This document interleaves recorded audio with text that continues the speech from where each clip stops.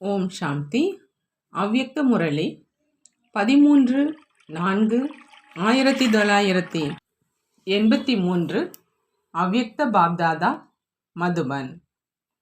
பரச்சிந்தன் மற்றும் பரதர்ஷனால் ஏற்படும் நஷ்டங்கள். அதாவது மற்றவைகளினுடைய சிந்தனை மற்றும் மற்றவற்றை பார்ப்பது, இதனால் ஏற்படும் நஷ்டங்கள். அனைத்து சிரேஷ்ட ஆத்மாக்கள் சங்கம யுகத்தினுடைய வைரத்துக்கு சமமான சிரேஷ்ட மேளாவை கொண்டாடுவதற்காக வந்திருக்கீங்க. அதாவது வைரத்துக்கு சமமான விலை மதிக்க முடியாத வாழ்க்கையை நிரந்தரமாக அனுபவம் செய்வதற்கான விசேஷ சாதனம் மீண்டும் நினைவு சொரூபம் மற்றும் சக்திசாலியான சொரூபம் எப்பொழுதும் இருக்கணும் என்பதற்காக தந்தையிடமிருந்து அல்லது தன்னுடைய பரிவாரத்திலிருந்து அல்லது வரதான பூமியிலிருந்து அனுபவம் பெறுவதற்காக வந்திருக்கீங்க. வைரத்துக்கு சமமான வாழ்க்கை பிறந்ததில் இருந்தே கிடைச்சிருக்குது. ஆனா வைரம் எப்பொழுதும் மின்னி கொண்டிருக்கணும். எந்த விதமான தூசியும் கரையும் படிஞ்சிடக்கூடாது. அதுக்காக மீண்டும் மீண்டும் பாலிஷ் செய்வதற்காக வராங்க. அதற்காகத்தான் வரீங்க இல்லையா அப்படின்னு பாபா கேட்குறாங்க. பாப்தாதா தன்னுடைய வைரத்துக்கு சமமான குழந்தைகளை பார்த்து மகிழ்ச்சியும் அடைகிறாங்க. மேலும் எந்த குழந்தைகளுக்கு தூசியினுடைய பாதிப்பு வந்துடுது, மேலும் தொடர்பின் பாதிப்பில் வர்றதுனால சிலருக்கு சிறிய மற்றும் பெரிய கரையும் பதிஞ்சிடுது அப்படிங்கிறத சோதனையும் செய்கிறாங்க. எந்த தொடர்பு கரை ஏற்படுத்துது, அதற்கான மூல காரணங்கள் 2 மற்றும் முக்கியமான விஷயங்கள் 2ன்னு சொல்றாங்க பாபா. ஒன்று பரசிந்தனை, இன்னொன்று பரதர்ஷன். பரசிந்தனையில வீணான சிந்தனையும் வந்துடுது. இந்த 2 விஷயங்கள் தீய சேர்க்கையினுடைய பாதிப்பில்ல, சுத்தமான வைரத்தை கரை உள்ளதாக ஆக்கிடுதுன்னு சொல்றாங்க பாபா. இதே பரதர்ஷன் பரசிந்தனையின் விஷயங்களை வைத்து சென்ற கல்பத்தின் நினைவு சின்னமா ராமாயண கதை உருவாக்கப்பட்டிருக்குது. கீதா ஞானம் மறந்துடுது. கீதா ஞானம் அப்படின்னா சுய சிந்தனை, சுயதர்ஷன சக்கரத்தாரி ஆகிறது. பாபா சொல்றாங்க, கீதா ஞானத்தினுடைய சாரத்தை மறந்து நடைமுறையில ராமாயண கதையை கொண்டு வராங்க. யார் மரியாதை அப்படிங்கிற கோட்டுக்கு வெளியில சென்றுடுறாங்களோ அவங்க தான் சீதையாகவும் ஆகிறாங்க. அது ஒன்று முறையிடுவது, மற்றொன்று நினைவு செய்வது. சீதையை 2 ரூபத்தில் காண்பிச்சிருக்கிறாங்க. ஒன்று எப்பொழுதும் உடன் இருப்பவர் மற்றும் இன்னொன்று சோகவனத்தில் இருக்கிறவர். தீய சேர்க்கையில் வந்து சோகவனத்தை சீதை ஆகிடுறாங்க. அது ஒன்று முறையீடு செய்யும் ரூபத்தில் வந்துடுறாங்களோ அப்போ முதல் நிலையிலிருந்து 2ஆம் நிலைக்கு வந்துடுறாங்க. ஆகையினால எப்பொழுதும் கரையற்ற உண்மையான வைரமா, மின்னி கொண்டிருக்கும் வைரமா, விலைமதிக்க முடியாத வைரமா ஆக சொல்றாங்க பாபா. இந்த 2 விஷயங்கள்லேருந்து எப்பொழுதும் விலகி இருந்தீங்க அப்படின்னா தூசி மற்றும் கரை படிய முடியாது. விரும்புவது இல்லை, ஆனால் செஞ்சிடுறாங்க. புது புது ரமணிகரமான பெரிய விஷயத்தை சொன்னோம் அப்படின்னா மிகப்பெரிய சாஸ்திரமாக ஆயிடும். ஆனால் காரணம் என்னன்னு பாபா கேட்குறாங்க. தன்னுடைய பலகீனம். ஆனால் தன்னுடைய பலகீனத்தின் மேலே வெள்ளை அடிச்சிடுறீங்க. மேலும் மறைப்பதற்காக மற்றவர்களின் காரணங்களின் கதைகளை நீளமாக்கிடுறீங்க. இதன் மூலமாகத்தான் பரதர்ஷனம் பரசிந்தனை தொடங்கிடுது. எனவே இந்த விசேஷ மூல ஆதாரத்தை, மூல விதையை அழியுங்கன்னு பாபா சொல்றாங்க. அந்த மாதிரி விடைபெற்று சென்றதனுடைய பாராட்டு விழாவை கொண்டாடுங்க. மேலாவில் விழா கொண்டாடுறவங்கள் தான் இல்லையா? இந்த விழாவை கொண்டாடுவதைத்தான் தந்தைக்கு சமமாக ஆவது அப்படின்னு சொல்லப்படுது. தன்னுடைய மகிமையோ மிக அதிகம் கேட்டிருக்கீங்க. மகிமையில கூட எந்த குறையும் இருக்கலை. ஏன்னா எது தந்தையினுடைய மகிமையோ அதுதான் குழந்தைகளினுடைய மகிமை. ஒவ்வொரு குழந்தையும் தந்தைக்கு சமமாக சம்பன்னம் ஆகிடணும் அப்படிங்கிற இந்த விசேஷ அன்பு தான் பாப்தாதாவிடம் இருக்குது. நேரத்துக்கு முன்பு நம்பர் 1 வைரமாகிடணும்.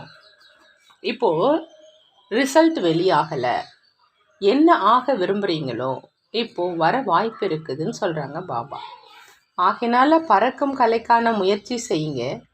கரையற்று மின்னி கொண்டிருக்கும் நம்பர் 1 வைரமாகிடுங்க. என்ன செய்யணும் அப்படின்னு புரிஞ்சுக்கிட்டீங்களான்னு பாபா கேட்குறாங்க. மதுபன் சென்று வந்திருக்கிறோம், மிகுந்த கொண்டாட்டங்களை கொண்டாடி வந்திருக்கிறோம் என்று இதை மட்டும் அங்கு சென்று சொல்லாதீங்க. ஆனால் ஆகி வந்திருக்கிறோம்னு சொல்லணும். எப்பொழுது எண்ணிக்கையில் வளர்ச்சி ஆகி கொண்டிருக்குது அப்படின்னா முயற்சி செய்யும் விதத்திலும் வளர்ச்சி அடையுங்கன்னு பாபா சொல்கிறாங்க. நல்லது. அந்த மாதிரி அனைத்து பறக்கும் கலையின் முயற்சியாளர்களுக்கு, அனைத்து பௌதீக தொடர்பில் இருந்து விலகி இருக்கக்கூடிய ஒரே ஒரு சம்பூர்ண நிலையில் வண்ணமாக்கப்பட்ட ஆத்மாக்களுக்கு, நேரத்துக்கு முன்பு தன்னை சம்பன்னமாக்கக்கூடியவர்களுக்கு, பிராப்தி சுரூப ஆத்மாக்களுக்கு பாப்தாதாவின் அன்பு நினைவுகள் மற்றும் நமஸ்காரம் செய்கிறாங்க. நாமும் நம்மளுடைய பாப்தாதாவுக்கு அன்பு நினைவுகள் மற்றும் நமஸ்காரம் செய்வோம். பாட்டிகளோடு அவ்யக்த பாப்தாதா சந்திக்கிறாங்க.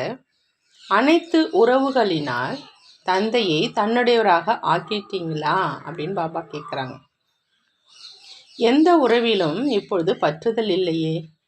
ஏன் அப்படின்னா, ஏதாவது ஒரு உறவை கூட தந்தையோடு இணைக்கல அப்படின்னா பற்றுதலை வென்று நினைவு சொரூபமாக ஆக முடியாது. புத்தி அலைந்து கொண்டே இருக்கும். தந்தையை நினைவு செய்வதற்காக அமருவாங்க. ஆனால் பேரன் பேத்தினுடைய நினைவு வரும். யார் மீது பற்றுதல் இருக்குமோ அவங்க நினைவு தான் வரும். பற்றுதல் சிலருக்கு பணத்தின் மேல் இருக்கும், சிலருக்கு நகை மீது இருக்கும், சிலருக்கு ஏதாவது உறவின் மேல் இருக்கும். எங்கே இருந்தாலும் அங்கு புத்தி செல்லும். ஒருவேளை அடிக்கடி புத்தி அங்கு செல்லுது அப்படின்னா ஒரே ரசனையில் ஒருவனுடைய ரசனையில் இருக்க முடியாது. அரைக்கல்பம் அலைந்து அலைந்து என்ன நிலைமை ஆயிடுச்சு என்று அதையும் பார்த்துட்டீங்க தான் இல்லையா அப்படின்னு பாபா கேட்குறாங்க. அனைத்தையும் இழந்துட்டீங்க.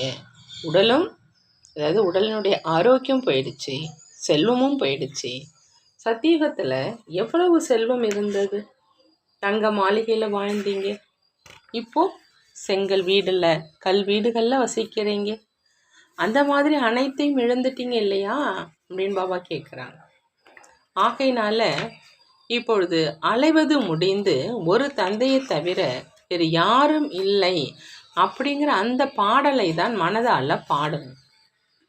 ஒரு பொழுதும் இவரோ மாறலை, இதுவோ நடப்பதில்லை, எப்படி நடந்துக்கிறது, நான் என்ன செய்வது அப்படின்லாம் சொல்லாதீங்க. இந்த சுமையில் இருந்தும் வலுவற்றவராக இருங்கன்னு சொல்கிறாங்க பாபா. இது நடந்துடணும், இவருடைய நோய் அகன்றிடணும் அப்படிங்கிற அந்த பாவனையும் நல்லது தான். ஆனால் இப்படி சொல்வதனால் நடக்காது இல்லையா அப்படிங்கிறாங்க பாபா. இதை சொல்வதற்கு பதிலாக நீங்களே சுமையற்றவங்களாக ஆகி பறக்கும் கலையின் அனுபவத்தில் இருந்தீங்க அப்படின்னா அதற்கும் சக்தி கிடைக்கும். மற்றபடி இதை யோசிப்பது மற்றும் சொல்வது வீணானதுன்னு சொல்கிறாங்க பாபா. தாய்மார்கள் என்னுடைய கணவன் சரியாகிடணும், தொழில் சரியாயிடணும் அப்படிங்கிற இந்த விஷயங்களை தான் யோசிக்கிறீங்க மற்றும் சொல்கிறீங்க. ஆனால் இந்த விருப்பம் எப்பொழுது நிறைவேறும் அப்படின்னா, எப்போ நீங்கள் சுமையற்றவராக ஆகி தந்தைக்கிட்டேருந்து சக்தி பெறுவீங்களோ அப்போ தான் இதற்காக புத்திங்கிற பாத்திரம் காலியாக இருக்கணும். என்ன நடக்கும், எப்பொழுது நடக்கும், இப்பொழுதோ இன்னும் நடக்கலை என்று இவற்றிலிருந்து காலியாகிடுங்க. அனைவருக்கும் நன்மை நடக்கணும் அப்படின்னு விரும்புகிறீங்க அப்படின்னா சுயம் நீங்கள் சக்தி ஸ்வரூபமாகி சர்வ சக்திவானனுடைய துணைவனாகி சுப பாவனை வைத்து நடந்துக்கிட்டே இருங்க. சிந்தனை மற்றும் கவலை வைக்காதீங்க, பந்தனத்தில் மாட்டாதீங்க. ஒருவேளை பந்தனம் இருக்குது அப்படின்னா அதை அகற்றுவதற்கான முறை நினைவு. சொல்வதனால் விடுபடாது, உங்களை விடுவித்து கொண்டீர்கள் என்றால் விடுபட்டுடுவீங்கன்னு பாபா சொல்கிறாங்க. பாபா கேட்குறாங்க, சங்கமேகத்தினுடைய அனைத்து பொக்கிஷங்களும் பிராப்தி ஆயிடுச்சா அப்படின்னு. ஒரு பொழுதும் தன்னை ஏதாவது பொக்கிஷத்தினால் காலியாகி இருக்கிறேன் அப்படின்னு நினைக்கலையே அப்படிங்கிறாங்க. ஏன்னா காலியாகும் நேரம் இப்பொழுது கடந்து போயிடுச்சு. இப்போ நிரப்புவதற்கான நேரம். பொக்கிஷம் கிடைச்சிருக்குது என்பதனுடைய அனுபவமும் இப்பொழுது ஆகுது. பிராப்தியின்மையிலிருந்து பிராப்தி ஆயிடுச்சு அப்படின்னா அதனுடைய போதை இருக்கும். ஆகினால நிரம்பி ஆத்மாக்களாக ஆகியிருக்கீங்களா அப்படின்னு பாபா கேட்குறாங்க. அனைத்து சக்திகளும் இருக்கு, ஆனால் சகித்து கொள்ளும் சக்தி இல்லை. அமைதியினுடைய சக்தி இல்லை என்று அப்படியே கூறுவது கிடையாது. கொஞ்சம் கோபம் அல்லது ஆவேசம் வந்துடுது அப்படின்னு சொல்கிறீங்க. நிரம்பிய ஒன்றில் இன்னொரு பொருள் வர முடியாதுன்னு பாபா சொல்கிறாங்க. மாயாவினுடைய குழப்பம் இருக்குது அப்படின்னா காலியாக இருக்குது. எவ்வளோ நிரம்பி இருக்குமோ அவ்வளோ குழப்பம் கிடையாது. கோபம், மோகம் அனைத்துக்கும் விடை கொடுத்துட்டீங்களா அல்லது எதிரியையும் விருந்தினராக்கிட்டீங்களான்னு கேட்குறாங்க பாபா. எப்போ கவனக்குறைவு இருக்குதோ அப்போ தான் வலுக்கட்டாயமாக உள்ளே வந்துடுறான். ஒருவேளை பூட்டு உறுதியாக இருக்குது அப்படின்னா எதிரி வர முடியாது. இன்றைய நாட்களிலும் பாதுகாப்பாக இருப்பதற்காக மறைவான பூட்டு வச்சிருக்கிறாங்க. இங்கேயும் இரட்டை பூட்டு இருக்குது. நினைவு மற்றும் சேவை இதுதான் இரட்டை பூட்டு. இதன் மூலமாகத்தான் பாதுகாப்பாக இருப்பீங்க அப்படிங்கிறாங்க பாபா. இரட்டை பூட்டு அப்படின்னா இரட்டை பிஸியாக இருப்பது அப்படின்னா பாதுகாப்பாக இருப்பது, அடிக்கடி நினைவில் இருப்பது. இதுதான் பூட்டை பூட்டுவது. நானும் பாபாவின் குழந்தையாகவே தான் இருக்கிறேன் என்று அப்படி நினைக்காதீங்க. ஆனால் அடிக்கடி நினைவு சொரூபமாக ஆகுங்கிறாங்க பாபா. ஒருவேளை பாபாவினுடைய குழந்தையாகத்தான் இருக்கிறேன் அப்படின்னா நினைவு சொரூபமாக இருக்கணும். இந்த குஷி இருக்கணும். இருக்கிறேன் அப்படின்னா ஆஸ்தி பிராப்தி ஆகணும். நான் இருக்கவே இருக்கிறேன் அப்படிங்கிற அந்த அலட்சியத்தில் இல்லை. ஆனால் ஒவ்வொரு வினாடியும் தன்னை நிறைந்த சக்தி நிறைந்தவர் என்று அனுபவம் செய்யுங்க. இதைத்தான் நினைவு சொரூபத்திலிருந்து சக்தி சொரூபமாவதுன்னு சொல்கிறதுங்கிறாங்க பாபா. மாயா தாக்குவதற்காக வரக்கூடாது, ஆனால் நமஸ்காரம் செய்ய வரணும். அடுத்து பாபா கேட்குறாங்க, அனைவரும் தன்னை பூஜைக்குரிய ஆத்மா அப்படிங்கிற அனுபவம் செய்கிறீங்களாங்கிறாங்க. பூஜாரியிலிருந்து பூஜைக்குரியவங்களாக ஆயிட்டீங்க. பூஜைக்குரியவரை உயர்ந்த ஸ்தானத்தில் வைக்கிறவங்க. பூஜைக்குரியவங்களை பாபா சொல்கிறாங்க உயர்ந்த ஸ்தானத்தில் வைப்பாங்க. எந்த ஒரு பூஜைக்குரிய விக்கிரகத்தை கீழே தரையில் வைக்க மாட்டாங்க. பூஜைக்குரிய ஆத்மாக்களுக்கு எவ்வளோ மரியாதை வைக்கிறாங்க. எப்போது ஜட விக்கிரகங்களுக்கு இவ்வளோ மரியாதை இருக்குது அப்படின்னா உங்களுக்கு எவ்வளோ இருக்கும்? உங்களுடைய மரியாதையை நீங்களே தெரிஞ்சிருக்கீங்களான்னு கேட்குறாங்க பாபா. ஏன்னா யார் எந்தளவு தன்னுடைய மரியாதையை தெரிஞ்சிருக்கிறாங்களோ அந்த அளவு மற்றவங்களும் அவங்களுக்கு மரியாதையை கொடுப்பாங்க. தன் மீது மரியாதை வைப்பது அப்படின்னா தன்னை எப்பொழுதும் மகான் சிரேஷ்ட ஆத்மாவாக அனுபவம் செய்கிறது அப்படின்னு பாபா சொல்கிறாங்க. எப்பொழுதாவது மகான் ஆத்மாவிலிருந்து சாதாரண ஆத்மாவோ ஆகிவிடுவதில்லையே. பூஜைக்குரியவரோ நிரந்தரமாக பூஜைக்குரியவராக இருப்பாங்க அப்படின்னு சொல்கிறாங்க பாபா. இன்று பூஜைக்குரியவங்க நாளை பூஜைக்குரியவங்க இல்லை, அப்படி இருக்கக்கூடாது.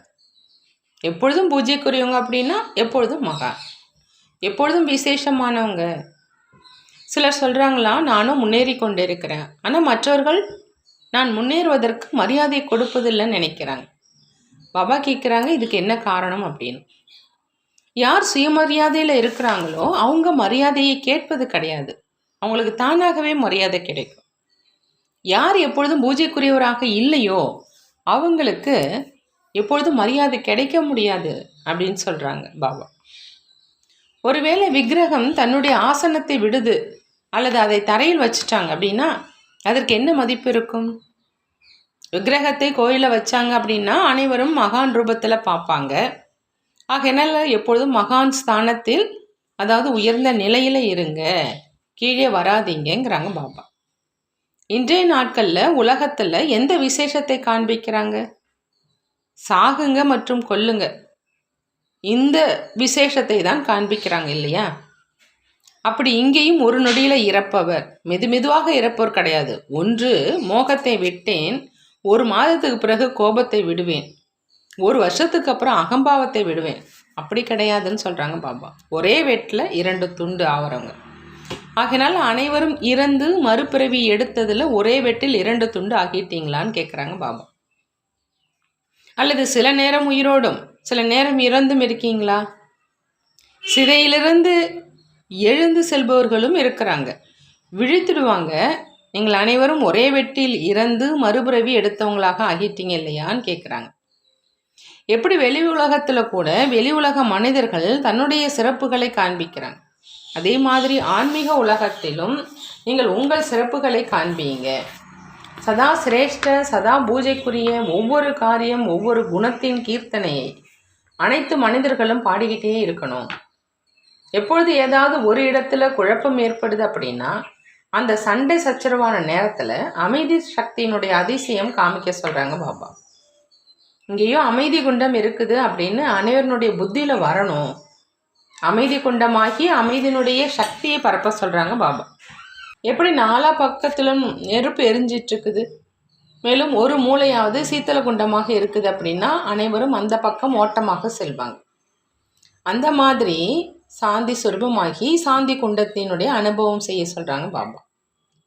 அந்த நேரம் வாய்மொழி சேவை செய்ய முடியாது, ஆனால் மனசக்தி மூலம் சாந்தி குண்டத்தின் பிரத்யக்ஷத்தை செய்ய முடியும். எங்கெல்லாம் சாந்தி கடலின் குழந்தைகள் இருக்கிறாங்களோ அந்த ஸ்தானம் சாந்தி குண்டமாக இருக்கட்டும். எப்பொழுது அந்த அழியும் யாக குண்டம் தன் பக்கம் ஈர்க்குதுன்னா அந்த சாந்தி குண்டம் தன் பக்கம் ஈர்க்கலை என்பது இருக்க முடியாது. இங்கிருந்து தான் அமைதி கிடைக்கும்னு சொல்றாங்க பாபா. அனைவருக்கும் வைப்ரேஷன் தரணும், அந்த மாதிரி வாயு மண்டலத்தை உருவாக்க சொல்றாங்க பாபா. சகோதரி அவர்களே அமைதி கொடுங்க என்று அனைவரும் யாசிக்க வருவாங்க. அந்த மாதிரி சேவை செய்ய சொல்றாங்க பாபா. சேவாதாரி டீச்சர் சகோதரிகளோடு அவ்யக்த பாப்தாதா சந்திக்கிறாங்க.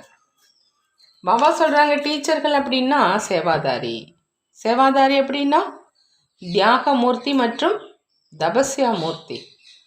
எங்கு தியாகம் தபஸ்யா இல்லையோ அங்கு வெற்றி இருக்காதுன்னு சொல்றாங்க பாபா.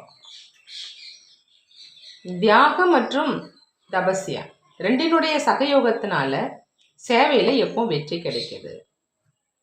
தபஸ்யா அப்படின்னா பாபா சொல்றாங்க ஒரு தந்தையை தவிர வேறு யாரும் கிடையாது, இதுதான் நிரந்தரமான தபஸ்யா.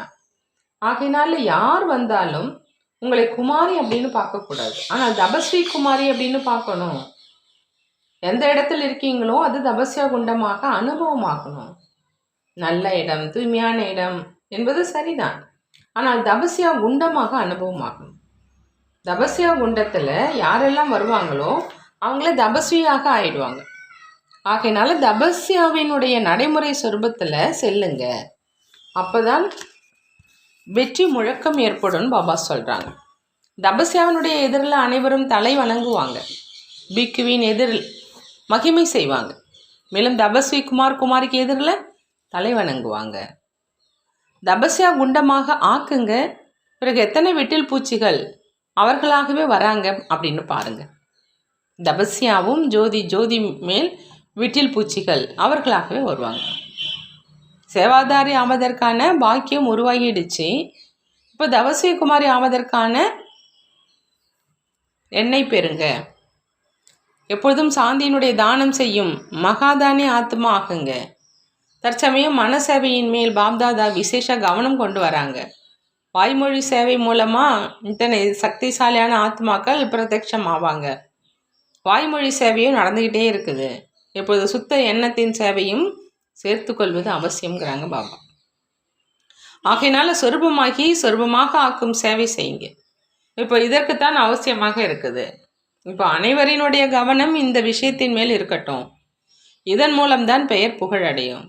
அனுபவம் நிறைந்தவங்க அனுபவம் செய்விக்க முடியும். இதன் மேலேயே விசேஷ கவனம் கொடுத்து கொண்டே இருங்க. இதன் மூலமாகத்தான் உழைப்பு குறைவு, வெற்றி அதிகம் ஏற்படும். மனோசக்தி பூமியை பரிவர்த்தனை செய்திடும். எப்பொழுதும் இதே விதமாக வளர்ச்சி செஞ்சுக்கிட்டே இருங்க. எப்பொழுது வளர்ச்சி அடைவதற்கான விதி இதுதான் இப்போ அப்படின்னு பாபா சொல்கிறாங்க. நல்லது. 12 மணி நேரம் குழந்தைகளை சந்தித்ததுக்கு அப்புறம் காலை 6 மணிக்கு பாப்தாதா சத்குருவார் தினத்திற்கான அன்பு நினைவுகளை அனைத்து குழந்தைகளுக்கும் கொடுத்தாங்க. அனைத்து குரு திசையில் உள்ள உயர்ந்த வாக்கிய ரேகை உள்ள சிரேஷ்ட ஆத்மாக்களுக்கு பாப்தாதா இன்று பிரகஸ்பதி நாளுக்கான அன்பு நினைவுகள் கொடுக்குறாங்க. விருட்சபதி தந்தை அனைத்து குழந்தைகளினுடைய உயர்ந்த எதிர்காலத்தை அழியாததாக ஆக்கிட்டாங்க. அதே அழியாத அதிர்ஷ்டம் மூலமாக நீங்களும் சம்பன்னமாக இருப்பீங்க, மேலும் மற்றவர்களையும் சம்பன்னமாக்கிட்டே இருப்பீங்கன்னு சொல்கிறாங்க பாபா. விருட்சபதி நாள் அனைத்து குழந்தைகளும் கல்வியில் சம்பன்னமானதினுடைய விசேஷ நினைவு நாள்.